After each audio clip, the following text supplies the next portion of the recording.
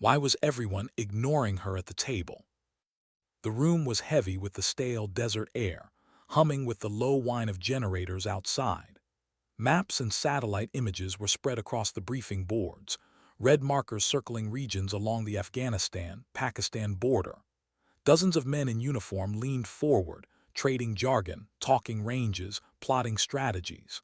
Their voices overlapped, confident, fast, each eager to make an impression on the commander who had just flown in. But not one of them looked at her. Staff Sergeant Lauren Mitchell sat near the back, her notebook open, pen still in hand. She had been brought in only a week ago, dropped into Team 2 without explanation. She wasn't a rookie, far from it. 6 years in Task Force Blackstone. Dozens of missions no one here would ever know about. 47 confirmed kills. 32 of them past 1,500 meters. And one, her last, with a bullet that had traveled 3,247 meters through shifting mountain winds. A shot so impossible it should have been a story whispered in sniper school dorms, not a line buried in a classified file.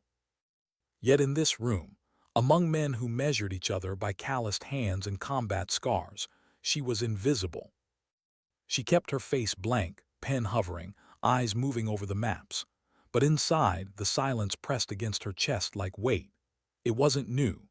She had felt it at Fort Benning years ago, when instructors questioned her endurance before she'd even lifted a rifle. She had felt it in Afghanistan, when fellow operators asked if she was support staff, before realizing she was the one covering them from a ridge line. She had felt it when Sergeant Derek Miller, the man sitting 2 rows ahead now, had smirked at her in the armory, making cracks about whether she could even handle the Barrett she was cleaning. She answered him calmly, "Physics doesn't care about size." But she remembered the twist in his mouth, that mix of disdain and fear. Men like Miller never forgot their pride being cut in front of witnesses. At the head of the room, Colonel Williams wrapped up the mission overview, his gravel voice steady. "The Scorpion is planning something bigger than anything we've seen. Embassy bombings weren't his endgame. This meet with his financial backers. That's where we have a shot at cutting the head off the snake. Lieutenant Colonel Barnes will be leading the task force." Every head turned to the new arrival, Robert Barnes, a Navy SEAL with the kind of aura that silenced a room. Hard jaw, pale blue eyes, calm under pressure. He didn't posture like Miller or the others. He scanned the room once, and for a moment his gaze caught Mitchell's, just long enough to register that she was there. Williams continued, "Overwatch will be critical. Enemy counter-snipers are expected, Russian-trained, possibly led by Viktor Petrov." The name shifted the air in the room. Even the seasoned operators stiffened. Petrov, a phantom, a ghost from another war. Men who had faced him often didn't survive long enough to describe it. Mitchell's fingers tightened on her pen. She said nothing, kept her face neutral, but her pulse quickened. She knew Petrov, not just his reputation, not just the grainy intel photos. She had studied under him once when the world was pretending Russia and the US could share skills instead of trade bullets. He had drilled patience into her until her hands trembled with exhaustion.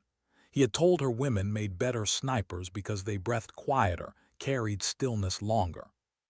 He had taught her lessons no manual could record. And now he was on the other side. The irony cut deeper than Miller's mockery, deeper than the silence in the room. The briefing ended in a scramble of boots and clipped orders. Operators filed out, each with their assignments. Miller made a point of brushing past her chair without a glance. She closed her notebook slowly, methodically, resisting the urge to slam it shut. As she rose, Barnes was waiting by the door. He didn't smile. He didn't nod. He simply said, "I want your assessment of the terrain after chow." She blinked, a test, or maybe trust. She couldn't read him yet, but it was more acknowledgement than she'd received from anyone else all week. Later, alone in the armory, she broke down the Barrett again. Piece by piece, each component laid out like sacred ritual. The men here saw the rifle as a weapon. For her, it was a mirror. It punished mistakes instantly. It forgave nothing. But if you respected it, if you gave it patience, discipline, care, it rewarded you with silence, with finality, with a kind of perfection she had never found anywhere else. Her father had taught her the basics on a rusted .22 back in Iowa. Simple rules: breathe, squeeze, respect the shot. He had no idea she would carry those lessons into deserts on the other side of the world. No idea she would become the unseen line between survival and death for soldiers who never knew her name.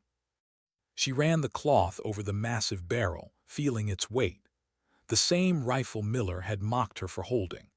The same rifle that had once carried a bullet across 2 miles of mountain air to rewrite the limits of what anyone thought was possible. The door clanged open behind her. Miller's voice. "You know, Mitch, the only reason they dropped you into this op is politics. Somebody upstairs wanting to check a box. Out here, reputation doesn't save lives. Ability does." She kept her movement steady, finishing the barrel, slotting it back into place. Her voice was calm when she answered. "Then I guess we'll see whose ability saves who." For the first time he had no quip ready. He scoffed instead, grabbed his gear bag and left. Mitchell sat in the quiet after, the echo of his boots fatting. She should have felt satisfaction, but instead a familiar ache settled in her chest. She didn't want to fight teammates. She wanted to fight the enemy. But she had learned long ago, sometimes the hardest battles weren't the ones fought with rifles. Sometimes they were fought in silence. That night she walked the perimeter alone, letting the desert wind cool her skin. The stars were endless overhead, sharp as cut glass. Out here, away from the chatter of men who doubted her, away from the hierarchy of rank and ego, the world made sense. Wind had direction. Gravity was constant. A bullet followed the laws of physics, not prejudice. She thought of Petrov again, the way he'd watched her during training, not with condescension but calculation. The way he had spoken of patience, of waiting for 6 hours if you had to, unmoving until the shot was right.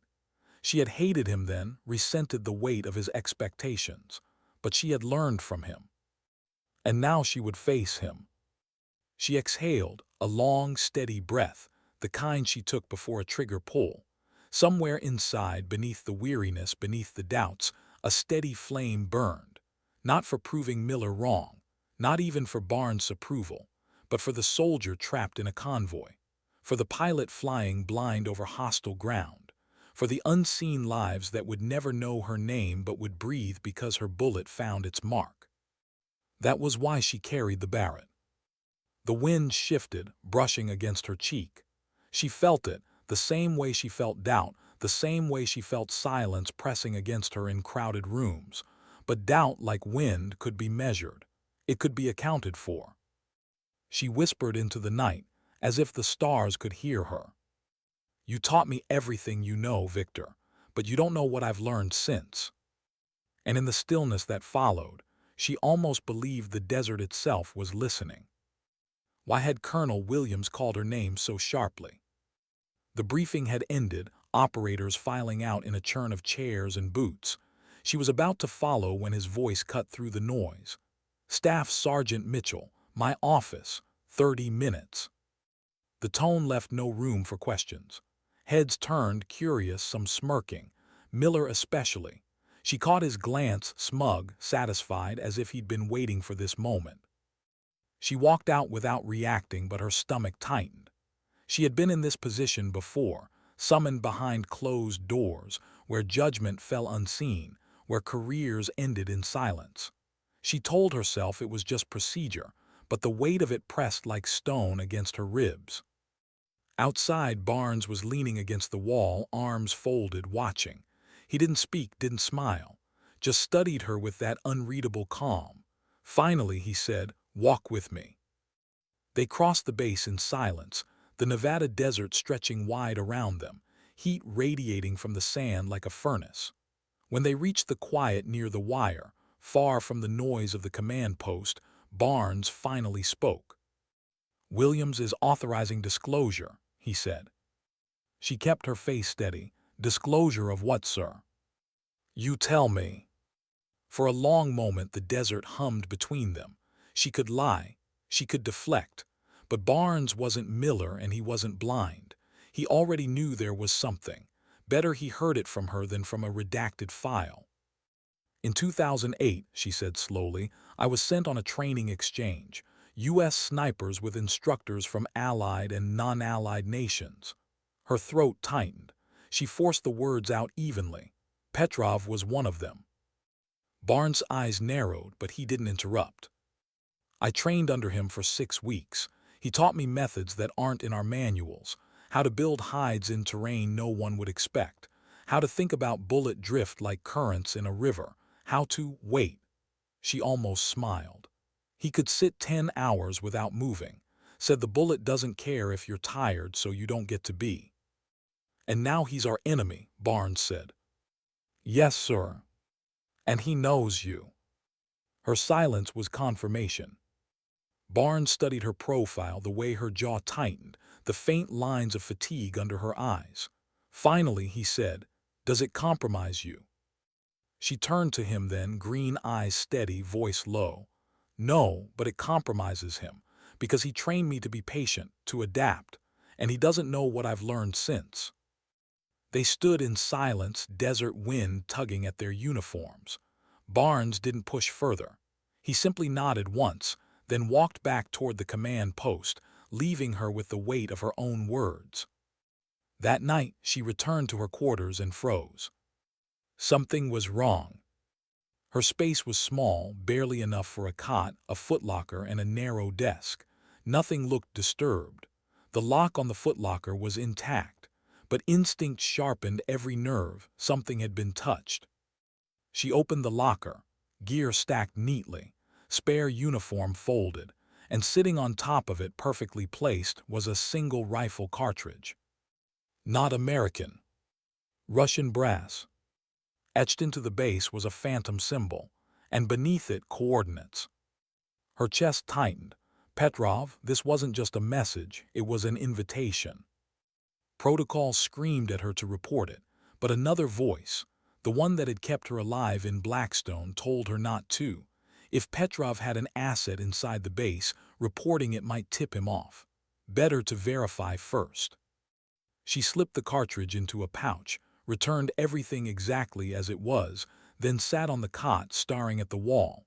Her pulse was steady, her breathing controlled, but inside her thoughts tangled. Why now? Why her? And why not just a bullet in the dark, if that's what he wanted? She knew the answer before she admitted it, because Petrov wasn't after her death. Not yet. He was after something else. By midnight, she was sitting across from Frank Murphy in the recreation tent, where the old sergeant hunched over a battered chessboard. He didn't look up when she sat, just slid a pawn forward. Problem? He asked, voice gravel low. She kept her tone just above a whisper. If a former colleague wanted to arrange a meeting off the books, how would you handle it? Murphy's hand froze above the board. His eyes flicked to hers. Petrov. She gave the faintest nod. When? Tonight, coordinates are 30 clicks northwest. Desert, neutral ground. Murphy sighed, shaking his head. Could be a trap. Could be. You going alone? I was considering it.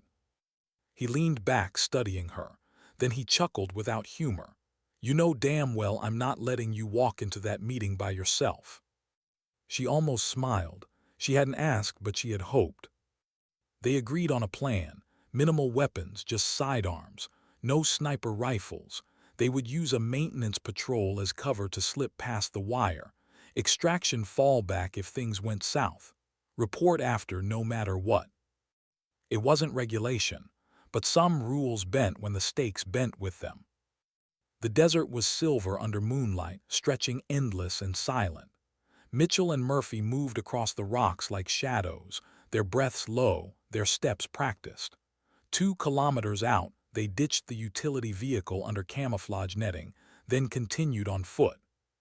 Half a click, Mitchell whispered, checking her GPS. Murphy scanned through his monocular, single figure, standing in the open. As they closed distance, the outline sharpened. Tall, lean, motionless, no rifle visible, no cover. Petrov. Mitchell's chest tightened, though her stride never faltered. The years had carved lines into his face, gray streaks in his hair, but the stillness was unchanged. The stillness of a man who had spent his life waiting for perfect shots. She stopped at 50 meters, tactical space, enough to draw if she had to. For a long moment, neither spoke. The desert held its breath. Then his voice, low and measured, cut the silence. "Lauren Mitchell, you have improved." Her reply was flat. "And you were supposed to be dead." A ghost of a smile touched his lips. "Reports of my death were useful."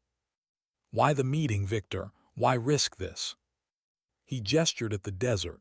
"Because what is coming is not a contest. It is an ambush. Your operation is compromised from inside." The words hung between them like smoke. She kept her voice calm, though her stomach turned cold. "You're saying there's a traitor." "I am saying," Petrov answered, "that information about your planning, your positions, your equipment, it has been passed to my employer. Someone in your ranks, someone you trust." Mitchell said nothing. Every muscle wanted to tense, but she forced stillness. "And you tell me this why?" Petrov studied her, eyes sharp in the moonlight. "Because I trained you. Because I prefer to face a professional in a fair contest, not in a massacre. You deserve more than to die in someone else's betrayal." Mitchell's heart thudded once, hard. She didn't trust him. She couldn't. But his words matched the unease she had felt for days, the missing calibration in Miller's drills, the strange shifts in team dynamics. Petrov's gaze flicked past her toward Murphy's distant silhouette, then back to her. "Find your traitor, or none of you will leave that valley alive." The desert was silent again. She met his eyes, unflinching. "If you're right, Victor, then the next time we meet, one of us won't walk away." He inclined his head slightly, almost a bow. "So be it." And then he melted into the night, gone as if the desert itself had swallowed him.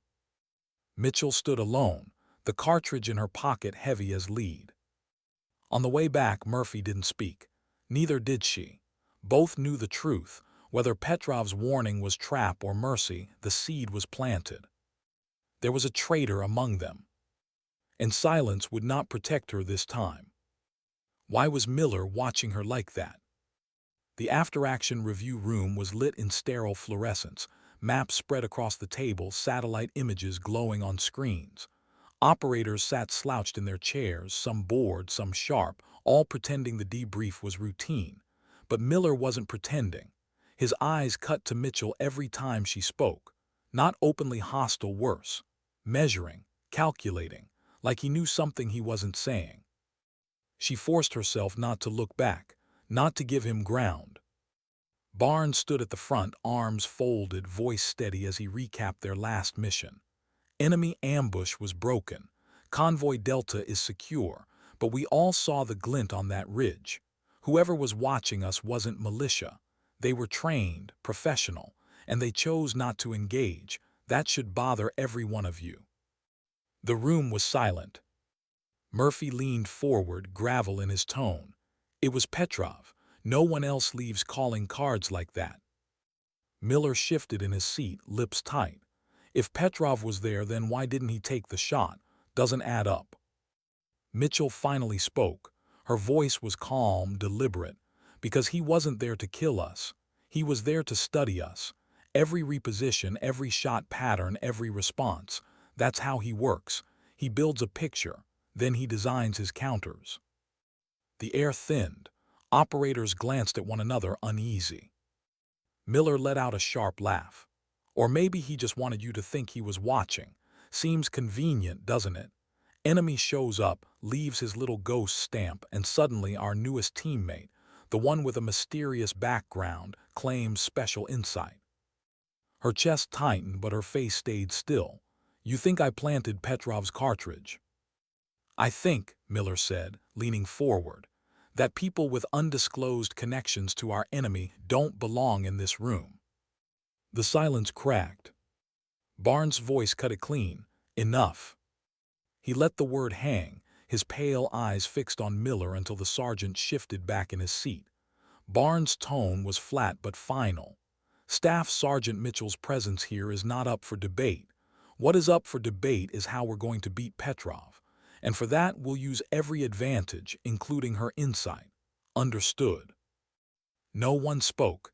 Miller's jaw worked, but he didn't answer. Barnes continued the debrief, but Mitchell barely heard the words. Her mind replayed the night before, Petrov's face under moonlight, his warning, the weight of the cartridge in her pocket. Find your traitor.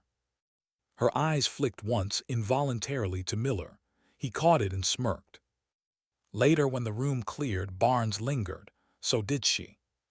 You've got something, he said quietly. Her throat tightened. She could tell him she should tell him. But the memory of Petrov's warning held her still. Inside your ranks, someone you trust.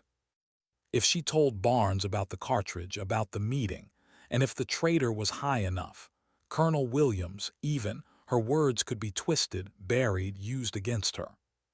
So she swallowed it. Just instinct, she said. Barnes studied her face as if he could see the war playing out behind her eyes. Then he nodded once. Instincts keep people alive. Follow them. That night, sleep didn't come. She lay on her cot, staring at the ceiling, mind racing. Every gesture in the team replayed. Miller's smirk, Jacob's silence, Barnes' calm, even Murphy's old eyes, tired but sharp. Could one of them betray the mission? The ache in her chest grew heavy. She had lived through this before, trust eaten alive by secrets, units torn from within. She had promised herself she wouldn't let it happen again. But now, it was already happening. She sat up, opened her locker, and pulled out the Barrett. Piece by piece, she broke it down, laying each component out on the cloth like rosary beads. Her hands moved steady, automatic. Breathing slowed, thoughts focused. Here in the ritual there was clarity. Metal did not lie. Physics did not betray. A rifle either worked or it didn't. A bullet either struck or it missed. Simple, pure. But people lied, people betrayed. And in the shadows she could almost hear Petrov's voice again. The bullet tells no lies, Lauren, but men will always lie. Trust the bullet, trust yourself. Her fingers tightened around the bolt. She hated that part of her still listened to him, hated it and needed it. 3 days later, Barnes put the team through a surprise exercise. Scenario, simple, he said. Convoy ambushed in a valley, same terrain as Afghanistan. You've got 20 minutes to establish overwatch and suppress the enemy before the convoy is destroyed. They moved fast, spreading across the mock terrain carved into the Nevada desert. Miller took Jacobs east, setting up on a rocky perch. Mitchell and Murphy pushed northwest, Barrett heavy on her shoulder. Barnes stayed central, coordinating. Contact, Miller's voice crackled over comms. We've got visual on enemy dummies. Suggest we engage from here. Mitchell scanned the ground. Negative, that perch is too obvious. Petrov would predict it. He'll have counter-sniper lanes ready. Better angle is from the northwest ridge, concealed, crossfire, less predictable. Static hummed. Then Miller scoffed. Or maybe that's just convenient for you, Staff Sergeant. Her chest tightened, anger flickering. This isn't about me, it's about survival. Enough, Barnes cut in. We'll split. Miller, hold your perch. Mitchell, take the ridge, let's see results. It was a test, she knew it. Barnes was watching, waiting. She dropped prone, Barrett on the bipod, Murphy beside her with the spotting scope. Dummies lined the valley floor, spray-painted silhouettes meant to mimic muzzle flashes. She dialed in, calculations spinning through her head. Wind steady, heat mirage at distance, elevation drop. Send it, Murphy said. The Barrett cracked, echo rolling across the valley. One dummy shattered, then another. She shifted, rapid calculations, adjustments by instinct. Every shot clean, every shot final. Across the valley, Miller fired too. Some hits, some misses. His angle forced harder shots, and within minutes his lane was compromised. A counter-sniper team, role-played by instructors, spotted his perch, radioing that he'd been taken out. Overwatch compromised, an evaluator barked. Sergeant Miller neutralized. Mitchell kept firing, her lane holding, convoy moving. When it ended, the evaluators tallied. Mitchell's Overwatch saved the convoy. Miller's lane had failed. The silence in the aftermath was heavy. Miller avoided her eyes, jaw tight, shoulders stiff. He had no words this time. Barnes approached, nodding once. "Well done, Staff Sergeant." No smile, no praise, just acknowledgement, but it was enough. That evening she found Murphy outside, sitting on a crate with his old Colt balanced across his knees. The desert sun dipped low, painting the sky in blood-red streaks. "You did good," he said without looking up. She sank onto the crate beside him, Barrett case at her feet. "Miller won't forgive me for it." Murphy chuckled, low and dry. "Men like him don't forgive. They just wait for a chance to prove themselves right. Dangerous thing in combat." She stared out at the horizon. "Petrov warned me there's a traitor inside." Murphy's hand stilled on the Colt. Slowly he turned. His weathered face was carved with shadow, eyes sharp. "You sure?" She nodded. "Cartridge in my quarters, coordinates, meeting.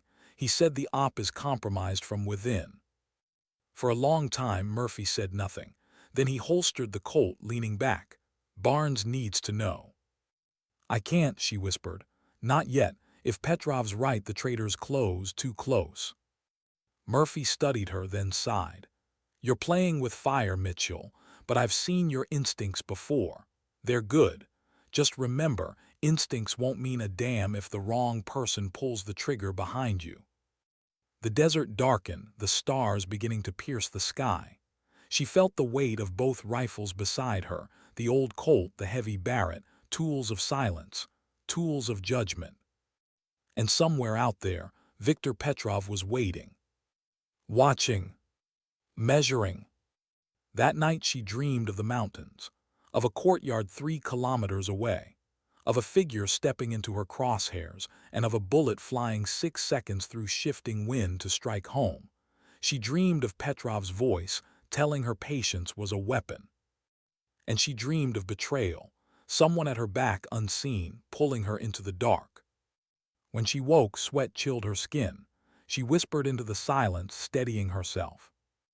"I'll find you, whoever you are, before you find me." The desert outside remained quiet, but in her gut she knew time was running short. Why did Barnes choose her, of all people, to scout the valley? The team had landed in Afghanistan 3 days ago.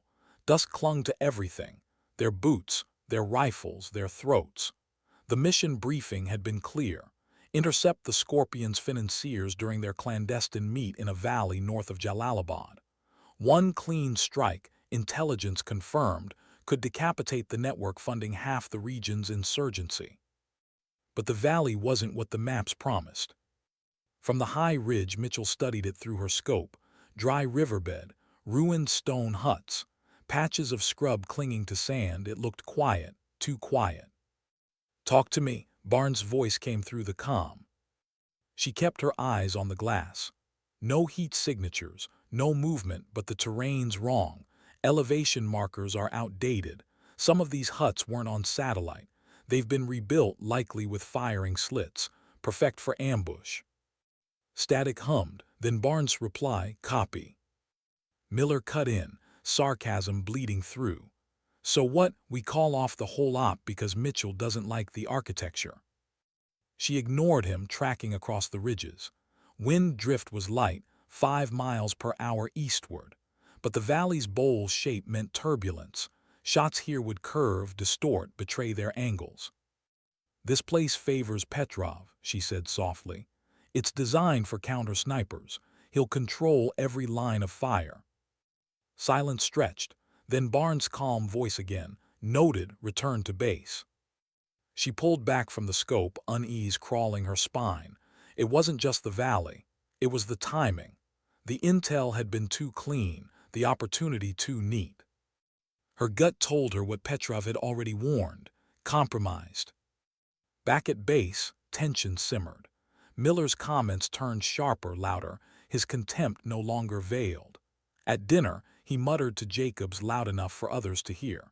Amazing how the enemy always shows up where Mitchell says they will, almost like she's reading from the same playbook. Her spoon froze over the tin tray. Jacobs shifted uncomfortably but said nothing. Silence spread, thick as the desert dust. She forced herself to keep eating. If she reacted, he'd win. If she argued, she'd confirm his whispers. But each word dug deeper. Because under the anger, under the humiliation, a sliver of doubt pierced her own chest. What if Barnes was starting to believe it too?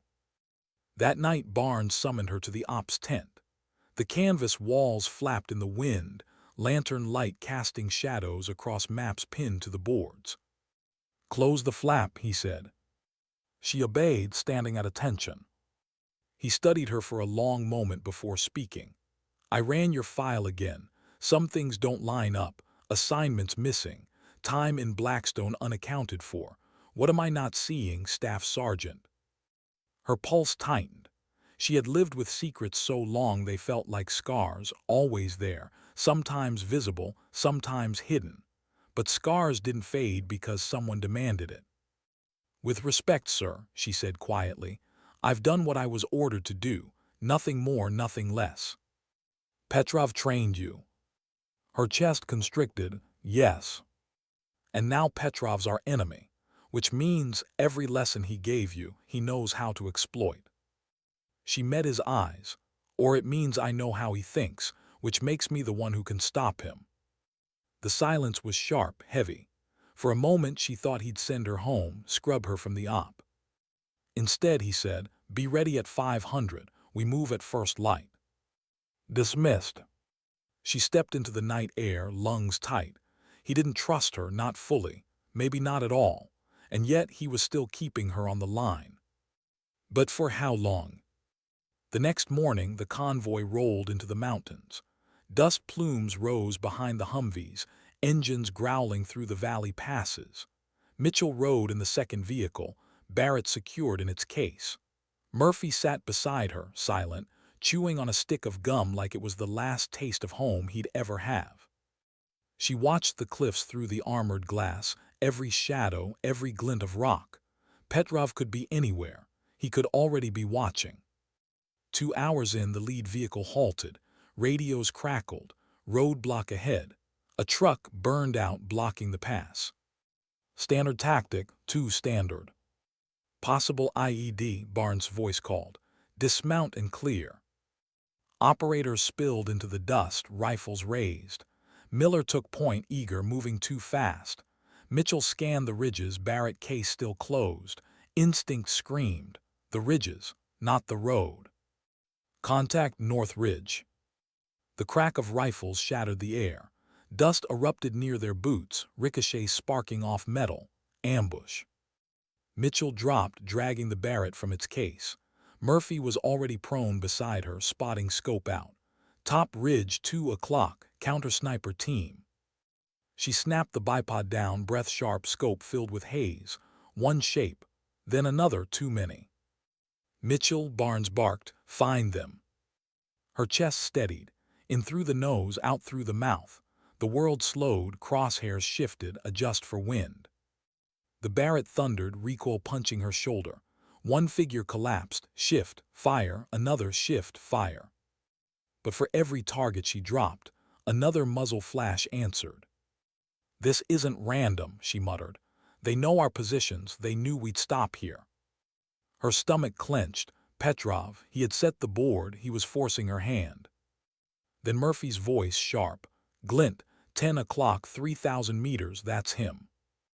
Her scope swung, and there he was, Petrov, calm, still, watching her through his glass. For one heartbeat, their eyes met across the impossible distance. Then a shot cracked, striking inches from her scope, showering her with grit. He had fired first, but not to kill, to warn. Her pulse hammered. He was taunting her, telling her he could end it whenever he chose. She fired back, but the ridge was empty before the bullet reached. Gone again. The firefight ended as quickly as it began. Enemy positions melted away, retreating into the rocks. 2 operators were down, wounded but alive. The convoy was battered, shaken, but intact. Barnes called ceasefire, his jaw set tight. Move out, double time, no more stops until RV. As they rolled forward, Mitchell sat rigid in the Humvee, the taste of grit on her tongue, Petrov's ghost still in her scope. He could have killed her. He didn't. And in that restraint was a message louder than any bullet. Murphy leaned closer, voice low. He's not playing with Miller. He's not playing with Barnes. He's playing with you. She didn't answer. She couldn't, because in her gut she knew it was true. And worse, she didn't know why. That night under the canvas of their makeshift camp, Barnes called her aside. You locked eyes with him, he said flatly. Her throat tightened. Yes. Why didn't he kill you? She met his gaze. You should be asking why he wants me alive. Barnes studied her for a long moment, then turned away. Sleep light, Mitchell. Tomorrow we step into his valley. She stood in the dark long after he left, the weight of his words pressing against her chest. Sleep light. As if she'd been sleeping at all. Why did the valley feel like a grave before they even entered it? The mountains rose like jagged teeth, their shadows stretching long across the sand as the convoy wound its way in. The air was heavy, dry, but carried a strange stillness, as if the desert itself was holding its breath. Mitchell sat in the second Humvee, Barrett case across her knees, every muscle tense. She had dreamed of this place in fragments and nightmares long before they arrived. Now the real thing was worse. Barnes' voice came steady over comms. Stay sharp. Overwatch in position before we advance. Teams fanned out, climbing ridges, setting up lanes. Mitchell and Murphy crawled into a shallow hide overlooking the valley floor. From here, she could see it all, the broken huts, the dry riverbed, the jagged ridges forming a bowl of stone. A killing ground. Murphy adjusted his scope, chewing his gum slow. Feels wrong. Because it is, she whispered. She scanned the far ridge, the way Petrov had taught her years ago. Not for the obvious, but for the unnatural. A shadow too dark, a rock too sharp. And there, barely visible, was the faint shimmer of glass. Counter-snipers, 3 o'clock, she murmured. Copy, Murphy said. Her finger hovered near the trigger, but something in her gut stopped her. If she fired now, Petrov would know she was watching. He would adapt. He would shift. She needed him unaware, needed to learn where he had built his web before striking at its center. The convoy crept forward. Engines echoed, bouncing between cliffs. And then chaos. Explosions ripped the air, dust clouds swallowing the lead vehicle. Shrapnel whined. Men shouted. Automatic fire poured from the huts, from ridges, from nowhere and everywhere. Ambush, voices roared. Take cover, return fire. Mitchell's scope snapped downrange. Targets erupted in her glass, silhouettes behind stone, muzzle flashes in shadows. She fired. Recoil slammed her shoulder. Shift. Fire again. The Barrett's thunder cracked the valley, each shot cutting through chaos. Murphy called targets, his voice low, calm. Left hut, window, send it. Crack, shattered glass. Ridge line, 3,000 meters, adjust for wind. Crack, a body tumbled down stone. But for every target they dropped, 2 more appeared. The valley wasn't just defended, it was designed. Funneled kill zones, overlapping fire lanes, decoys drawing fire while real snipers shifted unseen. Convoy pinned, Barnes' voice snapped over comms. We need overwatch clearance now. Her pulse hammered. She fired again, but the wind shifted. The round missed, sparking stone. Her chest tightened. She couldn't miss, not now. Focus, Mitchell, Murphy muttered. Breathe. She inhaled slow, the way she had as a girl on her father's farm, the way Petrov had drilled into her years ago. The world narrowed to crosshairs and breath. Crack, target down. Cracked another. The convoy pushed forward, tires spinning in dust, men dragging wounded behind cover. But still the fire didn't stop. It was endless. Then Murphy's voice broke. "Mitchell, look." Her scope swung and her chest froze. "Petrov." He stood on the far ridge, calm, rifle steady, framed in dust and sunlight. He wasn't firing. He was watching her. Her breath caught. Their eyes met through glass, and for one heartbeat the world fell silent. No gunfire, no chaos, just him and her, two shadows across a chasm of stone and years. Then he lifted his rifle. The shot cracked. Murphy's body jolted beside her, blood blooming across his chest. "Murph," she screamed, grabbing his vest, dragging him back. His mouth moved, but no sound came, just a wet gasp, his gum falling into the dust. Her vision blurred, rage flooding her veins. She snapped the Barrett back to the ridge, crosshairs swinging for Petrov's chest. But he was gone.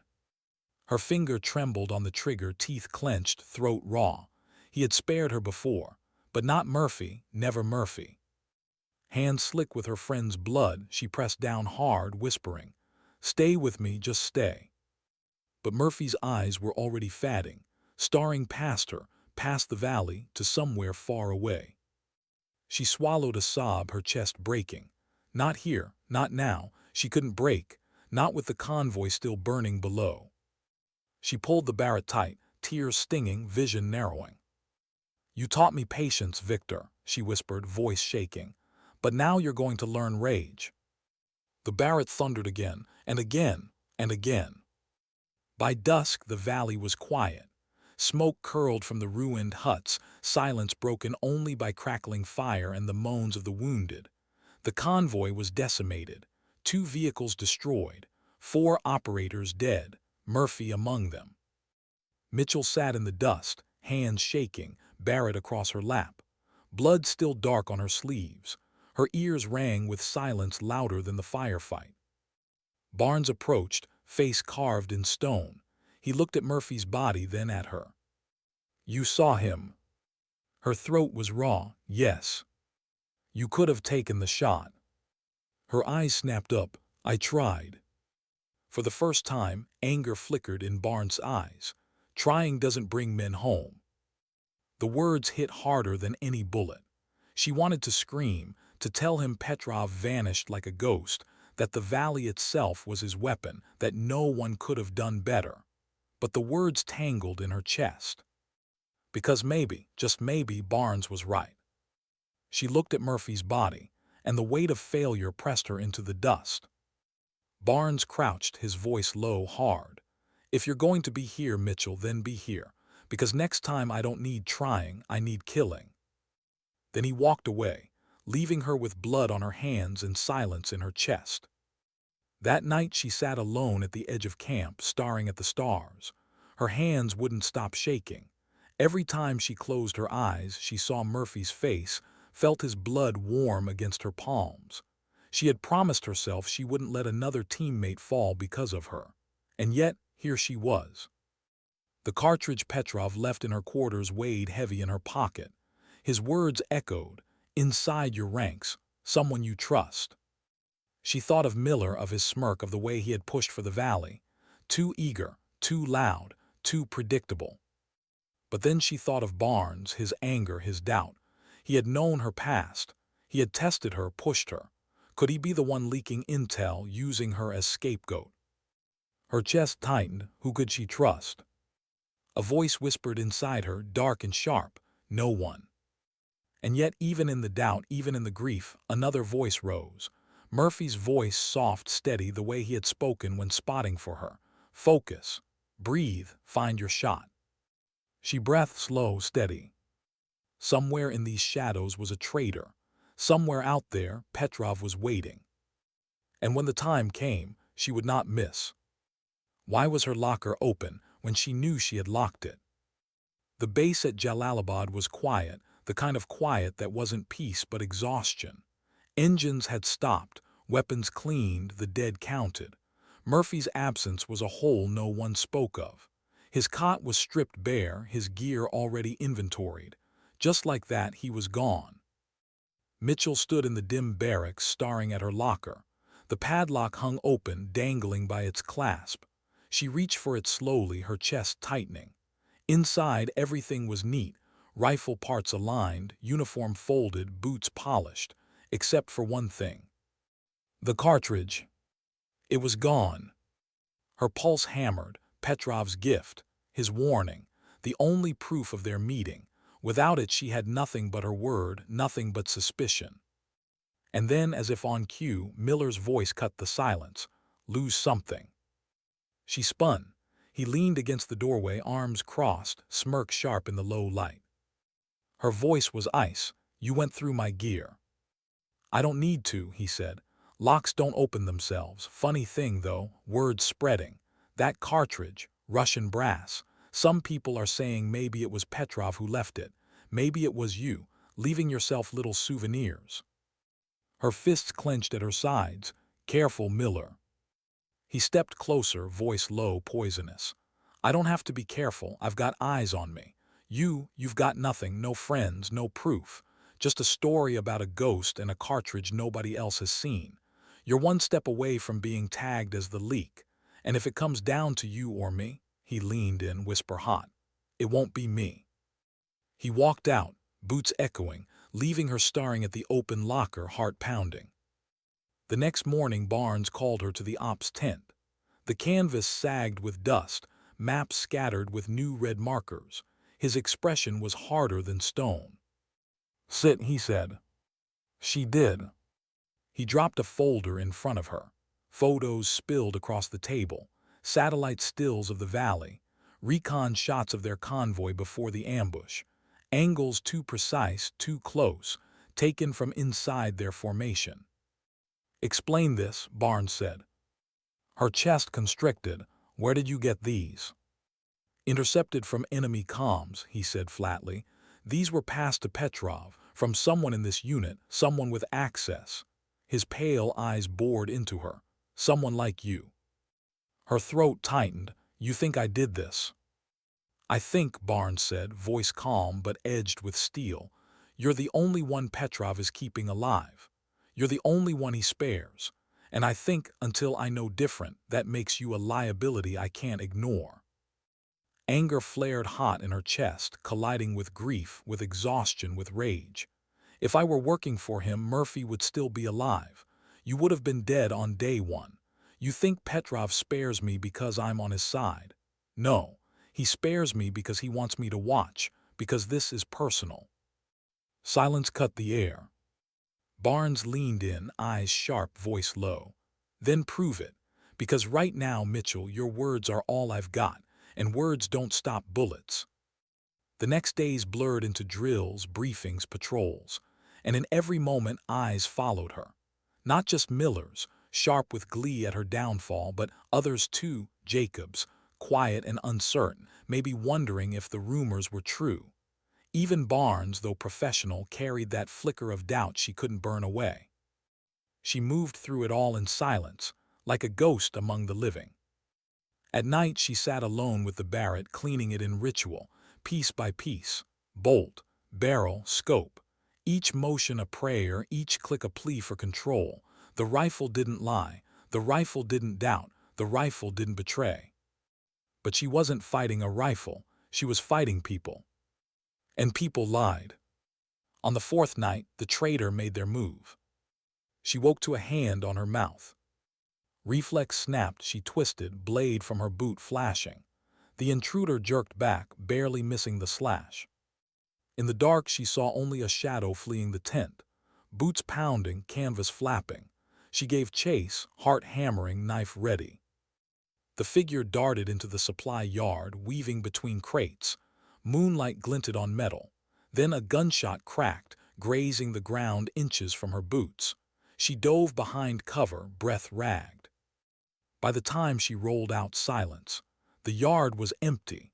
Whoever it was had vanished, leaving only the echo of their escape. And on the dirt, half hidden under a crate, she found it. Another cartridge, Russian brass, etched with a single mark, the phantom symbol. Her blood ran cold. Was it Petrov or the traitor planting evidence? When she reported the breach, Barnes' face was unreadable. You expect me to believe an unknown assailant broke into camp, left you a cartridge, and got away without anyone else seeing. Her fists tightened. It happened. Miller laughed from across the tent. Of course it did, just like the last time. Convenient, isn't it? Her throat burned, words locked behind fury. She wanted to scream. She wanted to drive her fist into his smug face. But Barnes' eyes on her kept her still. Enough, Barnes snapped. His gaze lingered on her. Mitchell, you're confined to base until further notice. No outside patrols, no overwatch, until we sort this out. The words hit harder than a rifle butt. Confined, benched, stripped of purpose. Miller smirked, satisfied. She stood silent and walked out. That night the walls of her tent felt smaller than a coffin. She sat on her cot, Barrett across her knees, hands trembling. Murphy's ghost whispered at her edges. Barnes' doubt echoed. Miller's smirk burned. She wanted to scream, to break something, to fire until the barrel melted. Instead, she whispered into the dark, I am not the traitor, I am not him. But the silence didn't answer. The stars outside glittered cold, and somewhere out there, Petrov was waiting, drawing his net tighter, watching her drown in suspicion until the moment came to end her. And if she didn't find the truth soon, he wouldn't have to pull the trigger. Her own people would. Why did the mission move forward without her? The order came at dawn. Barnes briefed the team, maps spread across the hood of a Humvee. The financiers, the Scorpion's inner circle, were confirmed to be meeting in the ruins north of the valley. A strike tonight could cripple the network. But Mitchell wasn't there. She stood behind the fence line, confined, hands tight on the wire as she listened. Barnes' voice carried, We'll split into two elements. Overwatch on the ridge. Assault through the riverbed. Miller, your lead sniper. Her chest tightened. Miller, he was taking her place. She wanted to shout, to force her way into the circle, to tell them it was wrong. But Barnes didn't look her way. He didn't even acknowledge her. Murphy's cot was still empty. She was still confined, and the mission was leaving without her. The day dragged like an execution march. She cleaned the Barrett twice, hands moving with restless fury. She paced the perimeter until her boots wore the dust thin. Every instinct screamed, this was Petrov's move. This was the kill box he had built. And she was powerless to stop it. By nightfall, the team was gone. Engines faded into the distance. Silence swallowed the base. Until a voice cut the dark. Hard to watch, isn't it? She spun. A shadow stepped from the corner of the tent. Miller. Except Miller was supposed to be with the team. Her hand went to her sidearm, instinct snapping. What the hell are you doing here? He smirked, calm, too calm. Didn't you wonder? All those cartridges, all that suspicion. It was Petrov leaving you presents, it was me. Her chest froze. He stepped closer, voice low. You were the perfect cover, Mitchell. The outsider, the ghost in the file. All I had to do was point the finger and everyone saw what they wanted. You, the traitor, while I passed intel straight to Petrov. Her throat went dry. You killed Murphy. His smirk sharpened. No, Petrov did, but I gave him the ridge. I gave him the convoy routes. And when he pulled the trigger, I got to watch you fall apart, worth every second.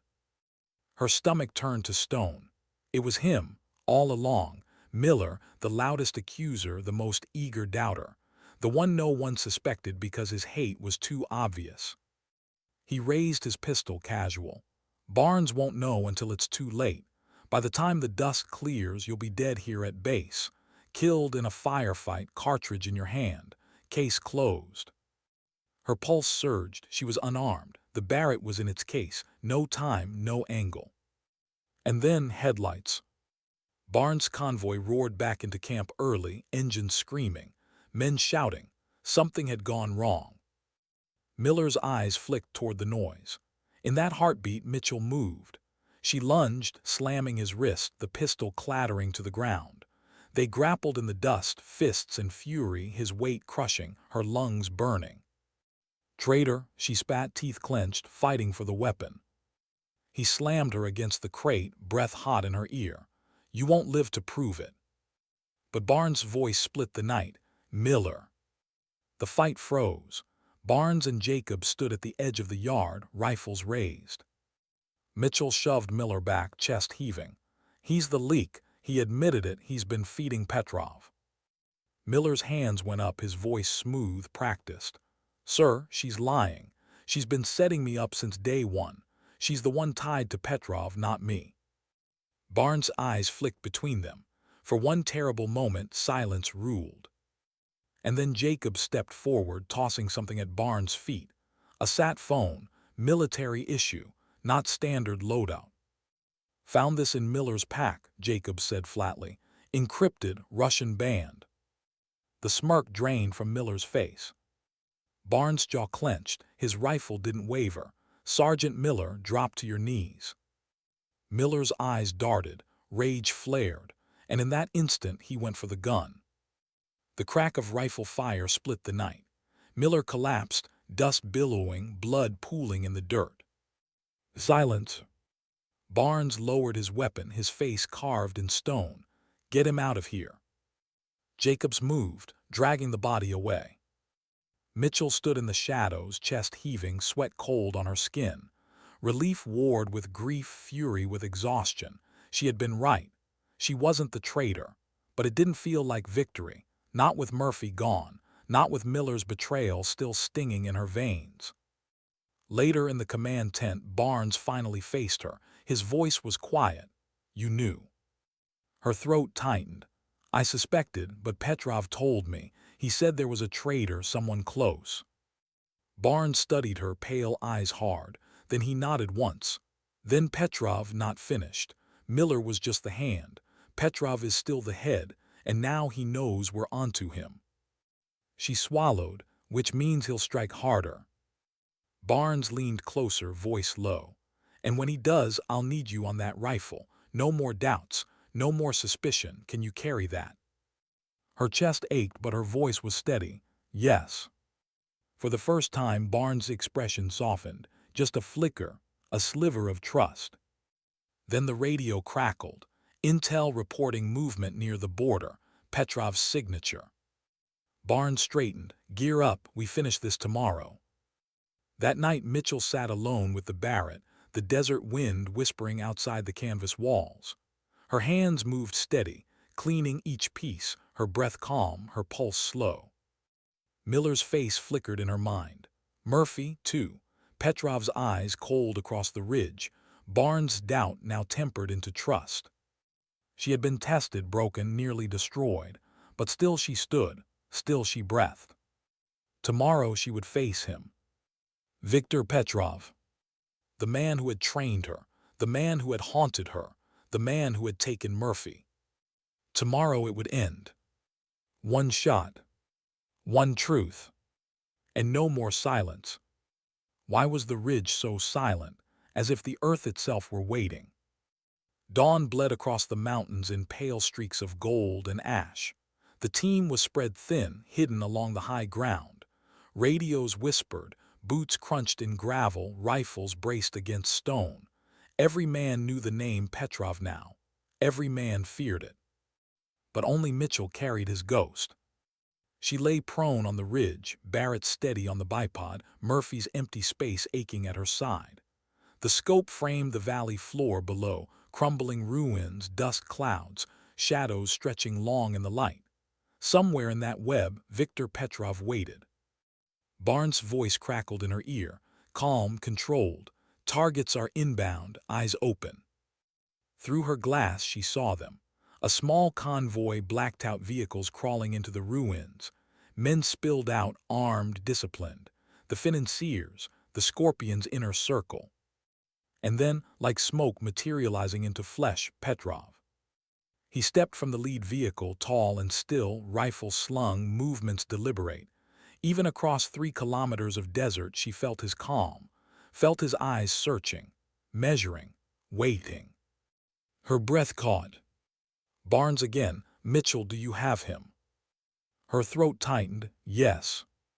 Then take the shot. Her finger hovered, but her chest resisted, because this wasn't just a target. This was the man who had shaped her hands, her breath, her stillness. The man who had taught her patience, then turned those lessons into weapons against her. And Murphy's blood was still fresh in her mind. She whispered into the scope, voice trembling, "Why didn't you just kill me, Victor?" As if he heard, Petrov looked up. His glass caught the dawn, a flash of light across distance, and in that glint she saw it recognition, not of an enemy, of a student. He raised his rifle, not at her, at Barnes. The valley erupted. Automatic fire poured from the ruins. Operators returned in bursts, dust clouds rising, shouts over comms. The financiers scattered, guarded, fleeing into the chaos. Barnes' voice snapped, "Snipers, we're pinned, Mitchell now." Her scope swung. Petrov moved like a phantom, shifting between cover, calm amid the storm. He wasn't here to guard the financiers. He was here to finish her. Adrenaline surged, but her hand stayed steady. Breath in, hold out, crosshairs aligned. But Petrov was faster. His rifle cracked, a round sparking inches from Barnes' head. Her chest clenched. She adjusted, calculating wind, distance, drift. Petrov pivoted, firing again, dropping one of their men. This was it, the duel they had been moving toward all along. Student against teacher. Life against death. She exhaled. The world narrowed, time slowed. The Barrett thundered. Through her glass she saw him stagger. For the first time his stillness broke. Blood bloomed dark across his chest. But he didn't fall, not yet. He turned, his rifle lifting, eyes finding her through the scope. Even across miles she felt the weight of his gaze. Another shot. Her round tore through his shoulder, spinning him back. Dust clouded. And then silence. Her scope cleared, he was gone. Barnes' voice cut through comms. Financiers retreating, sweep the ruins. But Mitchell didn't move. Her hands trembled now after. Her chest ached, because she knew it wasn't over, not yet. They cleared the ruins. The financiers were gone, vehicles abandoned, papers burned. The mission was hollow. Barnes' men pulled back, wounded carried, bodies counted. Mitchell lagged behind, scanning every shadow, every ridge, waiting. And then, as the team loaded into vehicles, a voice called across the stones. "Lauren!" Her blood froze. She turned. Petrov stood in the ruins' archway, wounded, bleeding, but alive, rifle hanging loose in his hand, his face pale but his eyes sharp. Barnes raised his weapon. "Don't move." But Mitchell stepped forward, slowly, carefully. "He's mine." The team held, uncertain. Barnes' jaw clenched, but he gave the smallest nod. She walked closer, Barrett heavy in her grip. Petrov watched her, chest rising shallow. "You learned well," he rasped. "You taught me too much," she said softly. His lips twitched, almost a smile. "And still you hesitate." Her throat tightened. "You killed Murphy." He coughed, blood staining his lips. "I killed no one. I taught, I tested. Murphy stepped into the crossfire. I did what snipers do." Her grip trembled. "You made me what I am, and now you want to unmake me." Petrov's gaze sharpened. "No, I want you to understand. The bullet is not about the target, it is about patience, control, the dignity of silence." Her eyes burned. Silence doesn't bury friends. For a long moment they stood there, teacher and student, rifles heavy, the war forgotten around them. Then she raised the Barrett. For the first time his expression shifted. Acceptance. Not fear, not anger, just the stillness of a man who had lived by the rifle and would die by it. She whispered, voice breaking, "Lesson over." The shot cracked. Viktor Petrov fell. The desert was quiet again. Operators moved in the distance, securing ruins, clearing corners. Barnes approached, his steps slow, his eyes on her. "You finished it," he said. She looked at the body, chest hollow. "No, he finished himself. I just pulled the trigger." Barnes studied her, then nodded once. Either way, it's done. But she knew it was, not really, because Petrov's lessons would never leave her. His voice would always whisper in the wind, patience, stillness, silence. And Murphy's absence would ache forever. Back at base, her gear was stripped, catalogued, stored. She sat alone in the armory, Barrett across her knees one last time. Her hands moved slow, cleaning it piece by piece. The ritual steadied her. Outside, men celebrated survival. Inside, she listened to silence. When the rifle was whole again, she whispered to it. Physics doesn't care about size, but it cares about patience, about dignity. She closed the case. Barnes appeared in the doorway, his expression unreadable. Convoys leaving at dawn, wheels up in 40, you in. She hesitated, looked at the Barrett, looked at her hands. Then she nodded, I'm in. The convoy rolled into the desert night, engines low, stars bright overhead. Mitchell leaned back in her seat, eyes closed, breath steady. Petrov was gone, Miller was gone, Murphy was gone. But she remained. Not for pride, not for vengeance. For the ones who would never know her name. For the silence that spoke louder than words. For the dignity of a single shot, carried on wind across distance through doubt. Sometimes dignity doesn't speak. It simply acts. And in the end, that was enough.